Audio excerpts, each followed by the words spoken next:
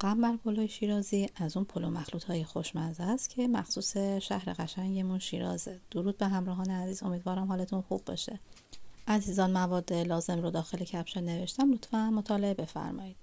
در ابتدا گوشت چرخ کرده رو به همراه پیاز رنده و آب گرفته شده خوب با هم مخلوط میکنیم و ورز میدیم. اندازه گردو کمی کوچکتر گوله هایی برمیداریم و تو دستمون قلقلی میکنیم و کنار میگذاریم.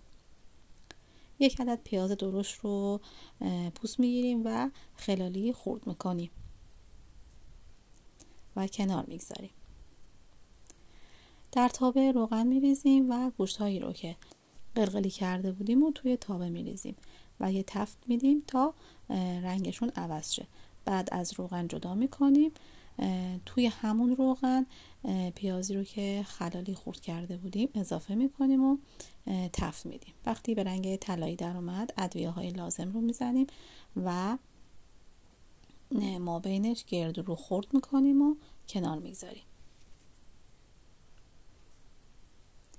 دلیل اینکه این غذا اسمش قنبر پلوه به خاطر رنگ تیره رب اناره، چون در زمانی که ظاهرا چیزی که من شنیدم این بوده که کسی که غم و ناراحتی داشته این غذا رو درست میکردن و براش میبردن تا غم از روی دلش برداشته شه.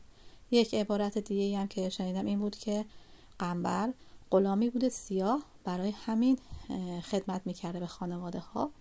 این غذا رو منتسب کردن به این اسم به خاطر سیاه بودن خود غذا، اونم به خاطر وجود رب انار.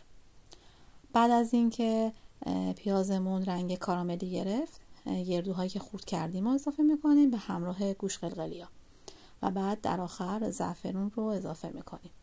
برنج رو زنده تر آبکش میکنیم.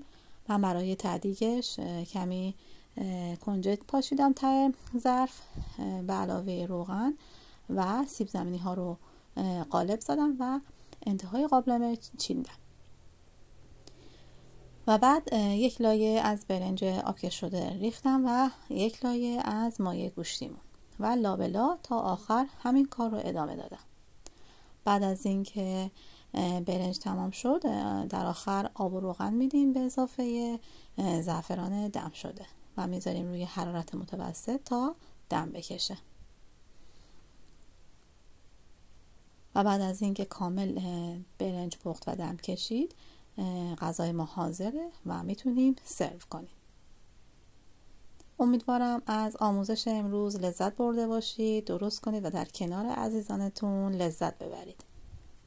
ممنون میشم که مثل همیشه من رو حمایت کنید و کانال رو سابسکرایب کنید و زنگوله رو بزنید تا هر زمان که آموزش جدیدی گذاشتم مطلع بشید. ممنونم.